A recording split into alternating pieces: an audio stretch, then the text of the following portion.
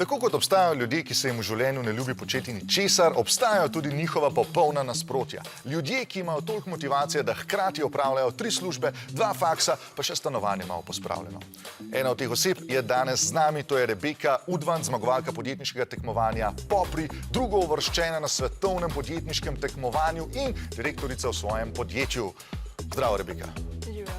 Moje prvo vprašanje, koliko energijskih pijač pa kave ti popiješ vsak dan? V bistvu zanimivo, ampak sploh ne pijem kave, ne energijskih pijač. Ne maram, niso dobri. Resno? Se pravi, čist naravna energetska bombica. Ja. Odlično. Poleg tega, da gre za 2 zrni popra, kaj je še podjetniško tekmovanje Popri? V bistvu gre za tekmovanje za najboljšo podjetniško idejo mladih. Ime Popri pa zanimivo ne izvira samo iz začimbe, pač pa iz podjetnost za prihodnost. Torej po iz podjetnost in pri iz prihodnost. Zdaj finančna sredstva za ta projekt zagotavlja javna agencija Spirit Slovenija. Prijavijo se pa lahko osnovnošolci, dijaki, srednješolci, ja, to isto, študentje in pa mladi do 29 leta. Aha, do 29 leta? Tako. Se pravi, kako bi se recimo jaz lahko prijavil na to tekmovanje?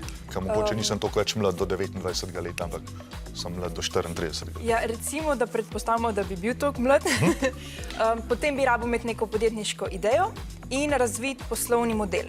To pa pomeni, da noter zajameš vse te sestavine tega poslovnega kanvasa, kar pomeni recimo, kakšen je problem, potem kakšno imaš ti rešitev za ta problem, kakšni bodo prihodki, stroški, kakšni bodo recimo poslovni kanali, kakšen je tvoj idealni kupec in tako dalje. Zdaj več o tem recimo bi si lahko pogledal na tej spletni strani od Poprov, kjer imajo tudi ful enostavna navodila. Pa samo oddaš tole idejo do roka in upaš na zmago. No super, pa če samo oddam, pa sploh ni problema. Ampak kje bi pa jaz recimo lahko vse te ideje nekako spisal skupaj, pa ne vem, a mi lahko kdo pri temu pomaga ali pa samo zaupam, da sem res dober podjetnik, pa je to?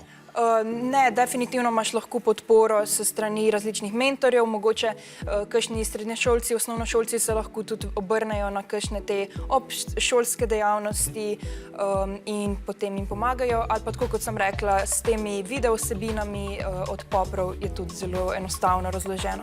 Dobro, zdaj poleg tega, da bi recimo se prijavil na ta tekmovanje zaradi tega, ker bi želel postati milijonar, kaj so recimo še razlogi, da bi se nekdo prijavil? Kaj si ti recimo imela od tega, da si sodelovala na tem tekmovanju?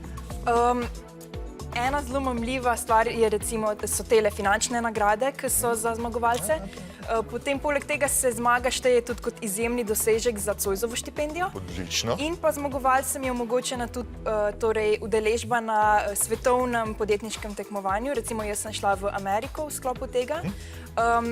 Potem za marsikoga je tudi prva izkušnja podjetniška, dobijo lahko realne izkušnje in pa tudi mnenje o svoji podjetniški ideji od recimo izkušenih podjetnikov, mentorjev, komisije, brez nekega finančnega tveganja.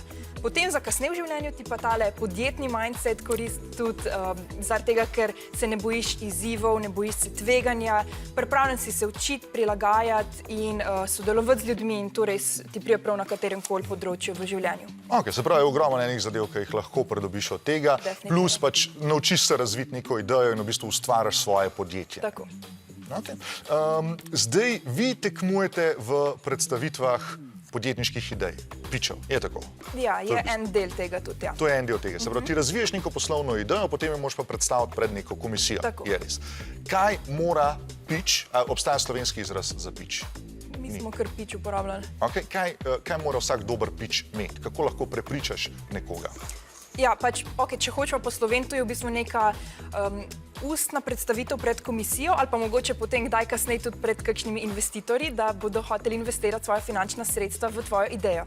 In dober pitch je tak, ki se ima zelo dober začetek in pa konec, tako da takoj pritegneš pozornost in pa da jim ostaneš v spominu. Fajn je tudi, da se pitch odvija tudi kot neka zgodba in pa da se ga dobro naučiš, da ga potem lahko samozavestno predstaviš. Torej, vaja. Rebeka, najlepša hvala za tvoj čas. Hvala tebi. Gledalci in gledalke, vi pa, če imate genialno idejo, s katero boste zaslužili milijone, prijavite se na Popre. Drugi del tega pogovora pa najdete na našem YouTube kanalu.